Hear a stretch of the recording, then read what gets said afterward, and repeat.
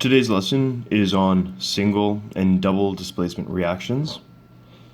So far we've covered synthesis, decomposition, and combustion reactions.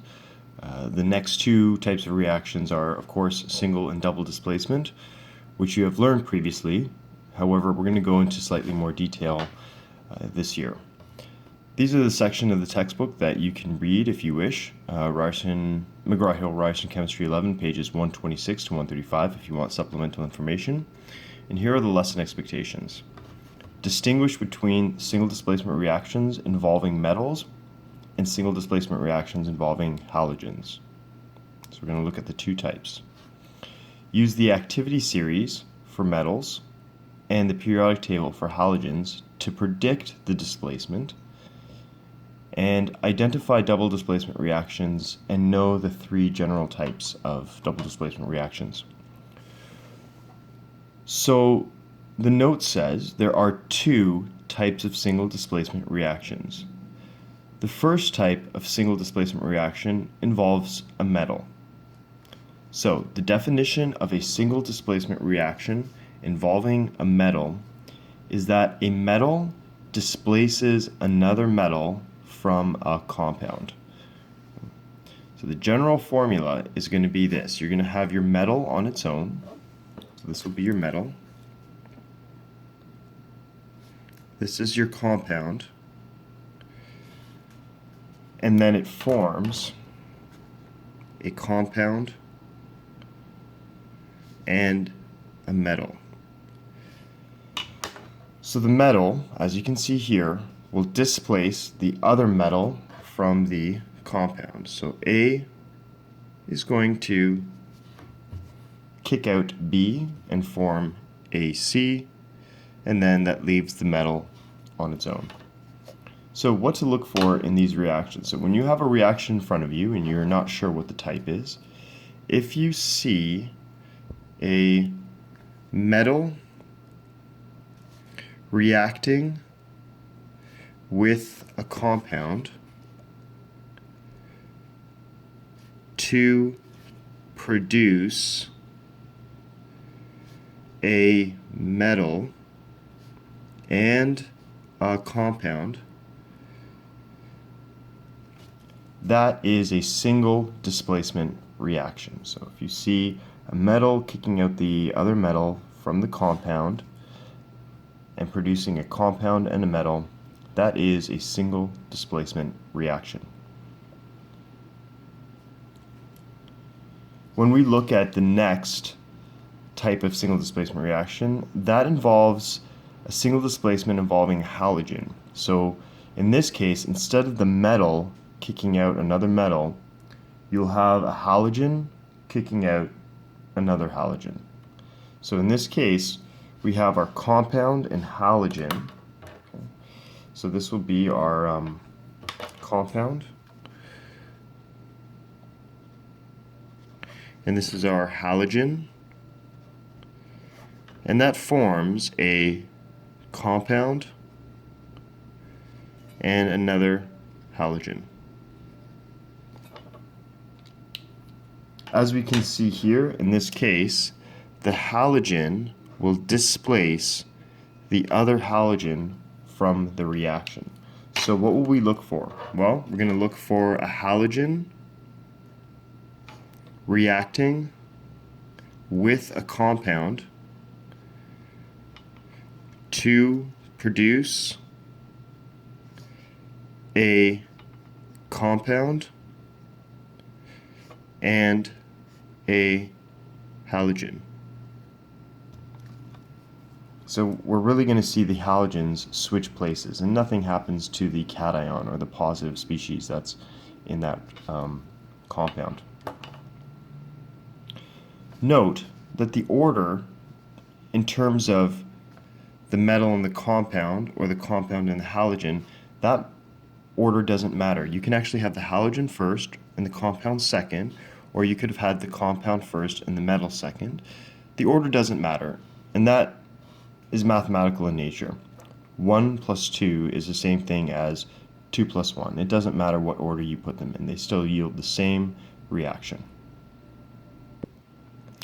So now that we've covered the basics of a metal single displacement reaction and a halogen single displacement reaction, we're going to go into the next step of detail, which is predicting if this metal single displacement reaction will in fact happen, because not every metal single displacement reaction happens. And to do that, you'll need your periodic table. So take a second now and get out your periodic table.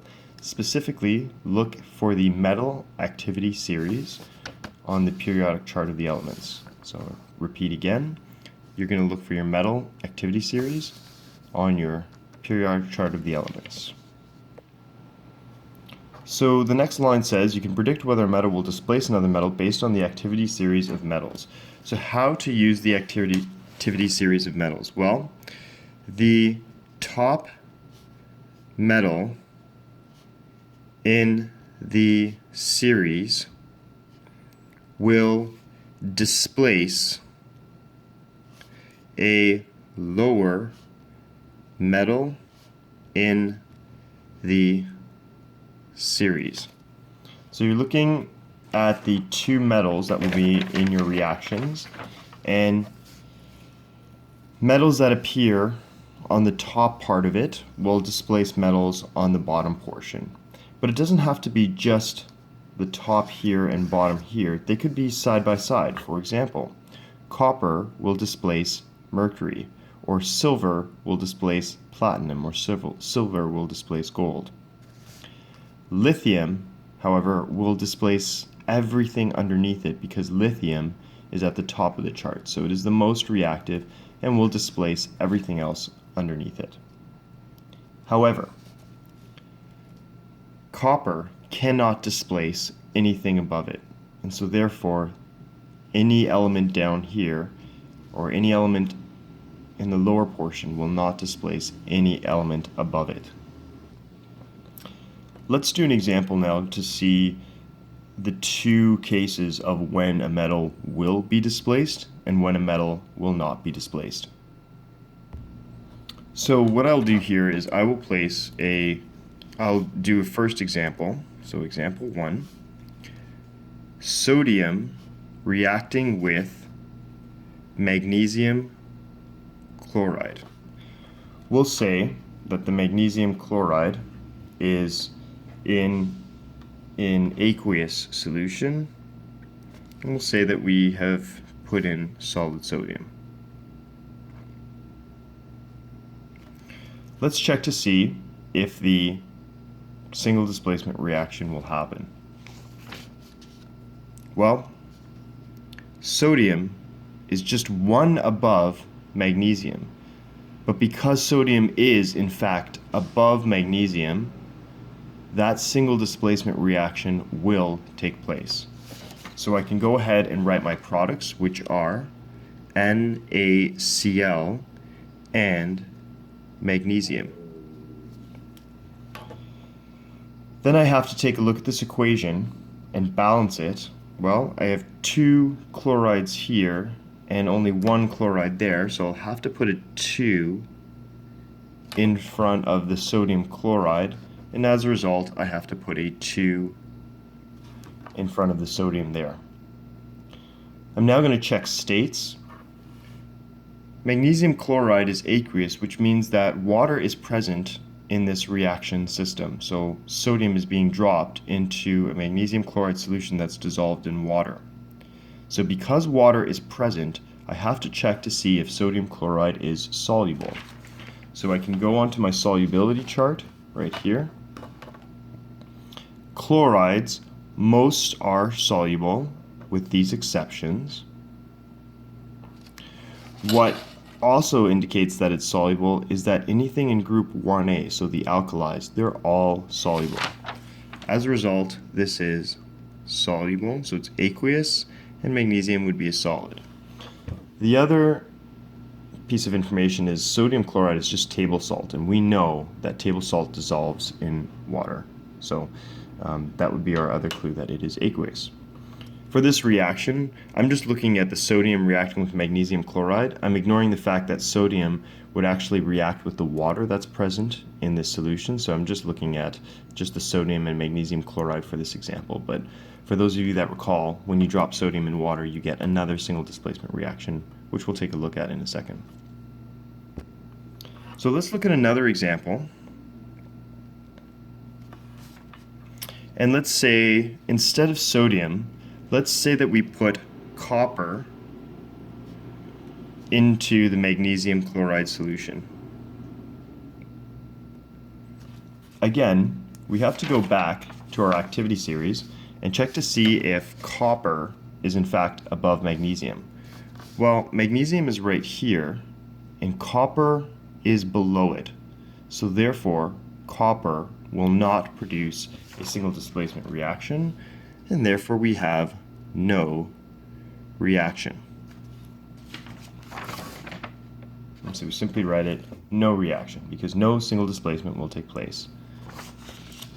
Interesting side fact, because copper is so unreactive, a lot of the pipes that we use for plumbing are actually copper pipes, because they will not react with any metals dissolved in solution to cause a single displacement reaction. So because copper is so unreactive, we use it in our piping systems to carry water around our houses and apartments and such.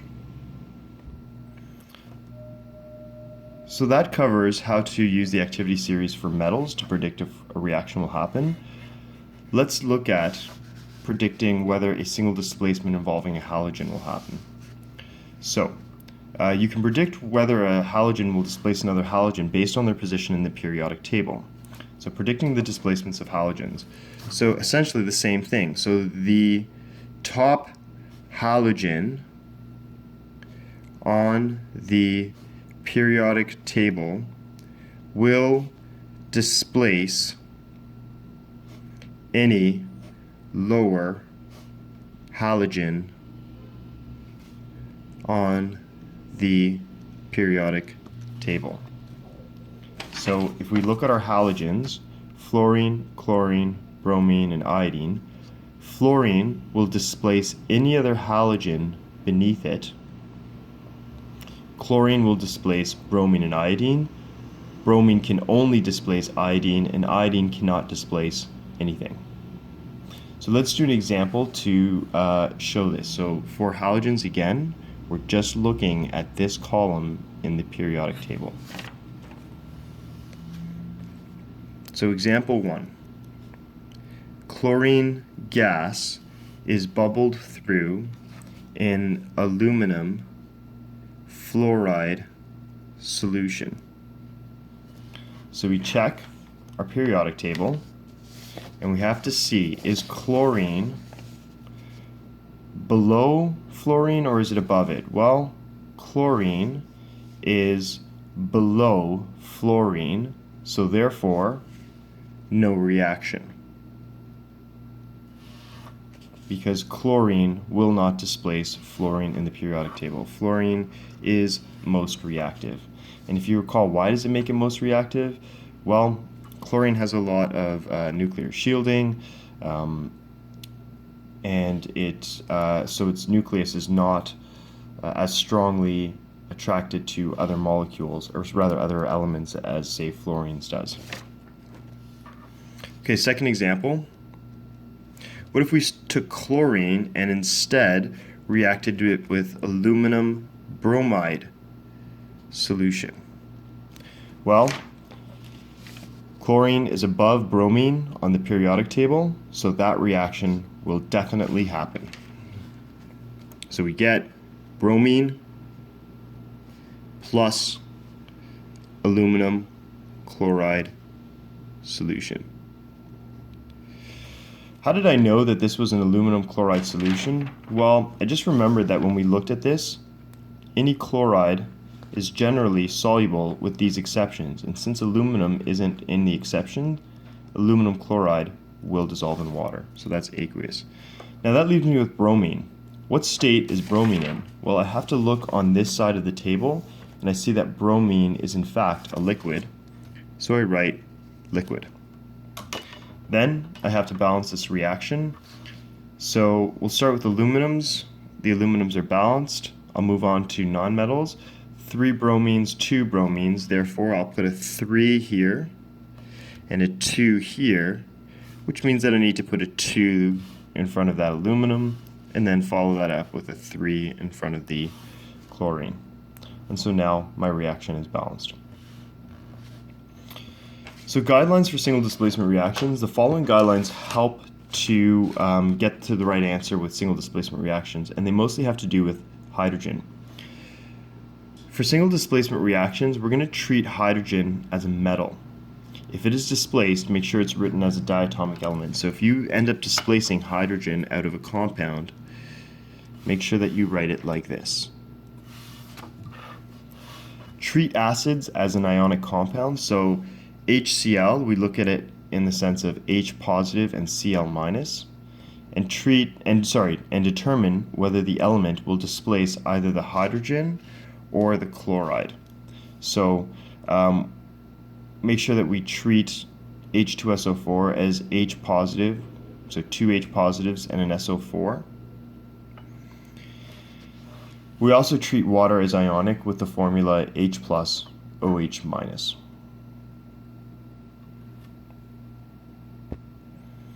Moving on to the next page, sodium metal is placed in water. So this is what I had previously referenced when we were dealing with the sodium in the magnesium chloride solution. When you put sodium in water, it reacts pretty violently. And you'll recall we did this demo in class when we looked at the reactivity of alkali metals. We dropped a piece of sodium into a big beaker, and the sodium did not sink. It just rolled around on the surface and produced a gas. So we're going to actually take a look at what reaction was in fact happening there. So sodium metal is placed in water. So sodium plus, and I have to remember that if it's a metal reacting with a compound, that's probably going to be a single displacement reaction, and I'll just quickly look at my guidelines again on the previous page. It says treat water as ionic, and you use the formula H plus OH. So instead, you don't write it this way, you simply write it HOH, but this is the way you're going to think about it. Okay. So we're going to write water like that, HOH. And that will help us remember how to approach these problems. So, will this reaction happen? Well, we already said it did, and you in fact saw it in class, but nevertheless, it's not harmful to look at the activity series. Sodium is definitely above hydrogen in the activity series, so this reaction will in fact happen. And so what's going to happen is your sodium is simply going to displace one of the hydrogens here. So I write my compound, so it's going to be sodium hydroxide, and I look at the formula of my compound, and sodium is positive hydroxide. Okay, let me find hydroxide. OH negative. Okay, so the formula of my compound is NaOH. And since I've displaced hydrogen, I have to remember to write it as a diatomic molecule. My next step is to balance this. Sodiums are balanced. Oxygen is balanced. Hydrogens are not. I've got 2 hydrogens here and 3 hydrogens here and 2 hydrogens here. So I will have to put a 2 in front of here and a 2 in front of here. And this produces 4 hydrogens on the left side, 2 hydrogens plus 2 hydrogens, 4 hydrogens on the right side. But now I've thrown my Na off balance, so I have to put a 2 in front of there. And now that is a balanced chemical reaction. My next step is to put state symbols. Well, sodium is a solid, so I'll write sodium is a solid, right? And how did I know that? Again, I can just go back to my periodic table. Sodium is not shaded in, therefore it is a solid. Water, I know off the top of my head, that's a liquid. I look at the products. Hydrogen I know exists as a gas. And then sodium hydroxide, well, I mean, again, I'm just going to remember that any of the alkali metals are soluble. So this means that sodium hydroxide will have dissolved in water. And again, to recap, I make sure that for single displacement reactions, I write them as HOH to make sure that I get to the right answer. That is where students struggle, so that was my guideline there, is write water as HOH for single displacement reactions. Moving on to double displacement reactions. In a double displacement reaction, the cations switch places with each other to form new compounds. And there's three types of these double displacement reactions. So you can have a double displacement reaction producing a precipitate, so at least one product is solid. So let's take a look at that one. An example is a calcium nitrate solution reacts with a sodium phosphate solution.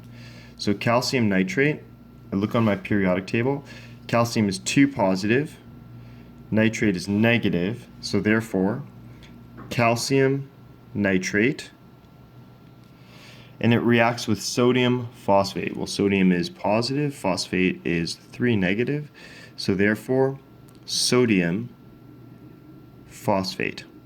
Okay. And the question tells me that these are both solutions, so I put in aqueous immediately.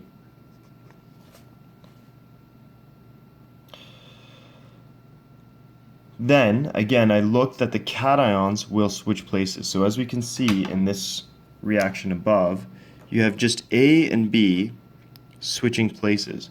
But what you have to make sure is that when you go to write the products, you have the correct formula for the products, because you have to look at the charges of the individual ions there. So the next product will be calcium. It's going to switch place with sodium, so it'll be calcium phosphate. Calcium, it has a 2 positive, but phosphate has a 3 negative, so that formula will be calcium and then phosphate 2. Okay. As we can see, I don't just put calcium and phosphate together. I have to look at the charges. Calcium is 2 positive, phosphate is 3 negative, and this produces a balanced charge and is neutral. Sodium, okay, is going to switch places with calcium, so then it'll be sodium nitrate. Sodium is positive, nitrate is negative, so then sodium nitrate. I know that at least one of these products will be solid, so I have to figure out which one is going to be my solid product. I will remember that all alkali metals in compounds will dissolve in water. But the other thing that I should also remember is that all nitrates are soluble. So for those two reasons, sodium nitrate is aqueous. So that means that my calcium phosphate is likely going to be the compound that is solid. And so I'll take a look here and I'll see that on my double displacement chart. Okay, so phosphate, most are low solubility, and calcium is not in this exception, so most are low solubility. That means that this is solid. And then I go to balance it. So I'll start with my metals here. 1 calcium here, 3 calciums there. So I'll put a 3 here. 3 sodiums, 1 sodium, I put a 3 there. But when I go to balance my polyatomic ions, here I have 3 times 2, so I have 6 nitrates, but I've only put a 3 there, so that's in fact incorrect. I should have double the amount of nitrates. So I'm going to have to get rid of this 3 and instead change that to a 6.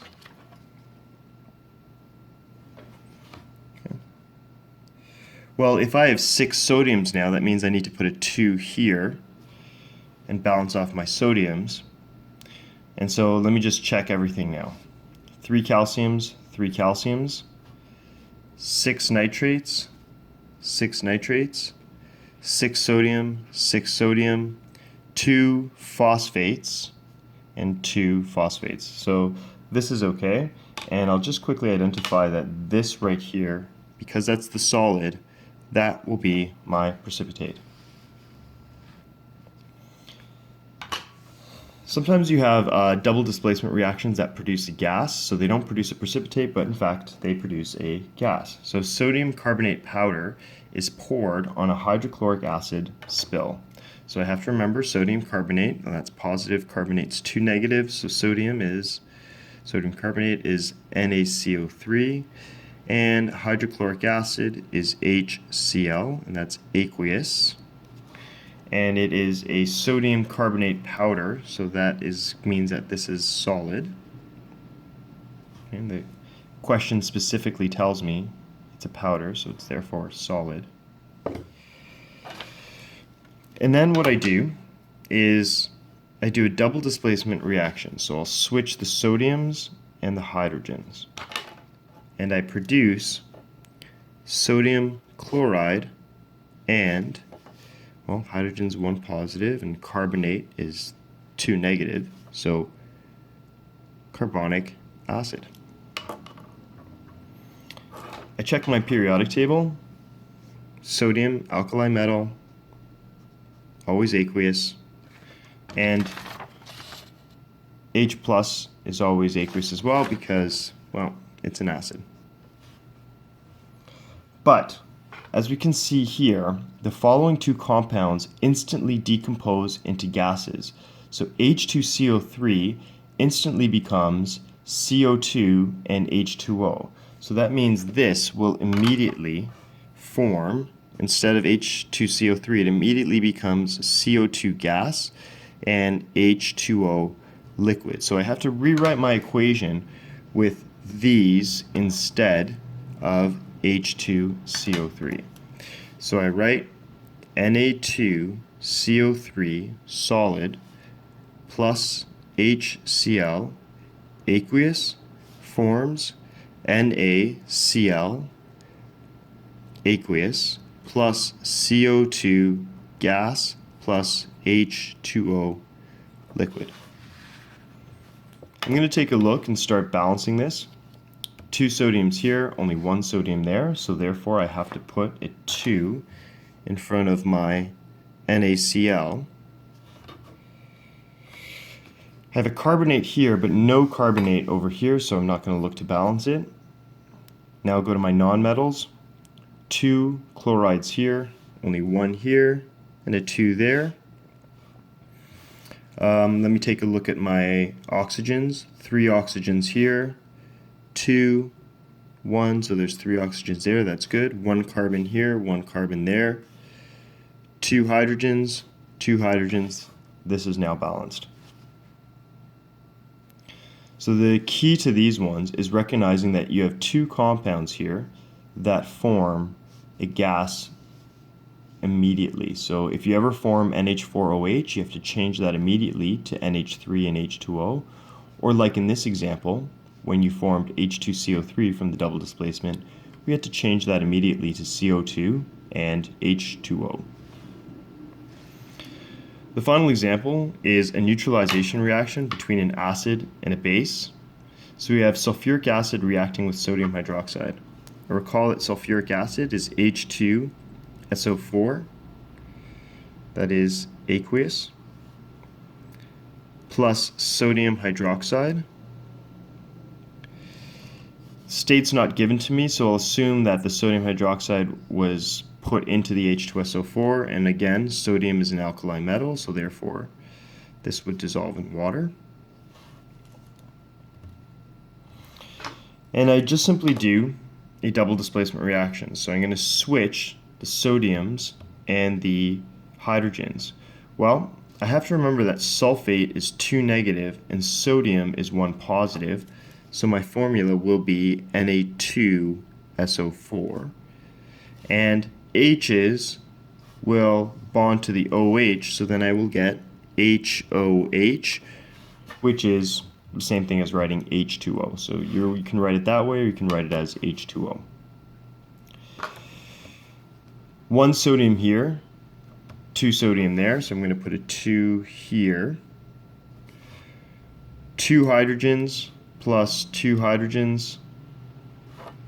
Only 2 hydrogens there, so I have to put a 2 here.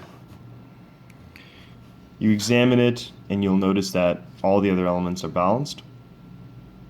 Then we have to establish, does sodium sulfate dissolve in water? Because these are aqueous solutions, so water is definitely present. Again, sodium is an alkali metal. It automatically dissolves in water. Aqueous, and HOH is just water, which is a liquid. Okay. And if you want, you can rewrite that and change that to H2O, but if you want to just leave it as HOH, that's also acceptable. Finally, in double displacement reactions, you'll get a no reaction when both final products are aqueous. So if you do your double displacement reaction and your final products are both aqueous, that's just simply a no reaction.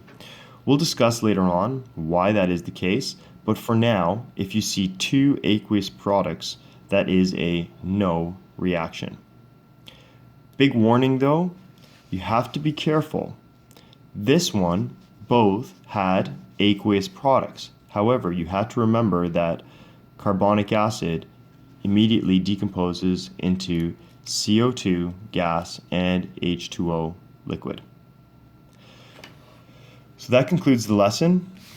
We effectively covered single displacement reactions involving metals, single displacement reactions involving halogens, how to predict whether the reaction will happen, some guidelines for how to treat hydrogen when you're dealing with single displacement reactions. Then we looked at the 3 types of double displacement reactions involving a precipitate,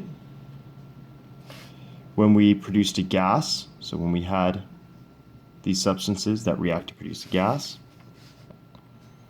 and also the reaction between an acid and a base that produces an ionic compound and water. So let's quickly go back and look at our learning goals. Okay, so we did look at the 2 types, single displacement involving metals and halogens rather. We talked about the activity series and the periodic table and how to predict the displacement, and we looked at double displacement reactions, and we now know the 3 types. Thank you for watching.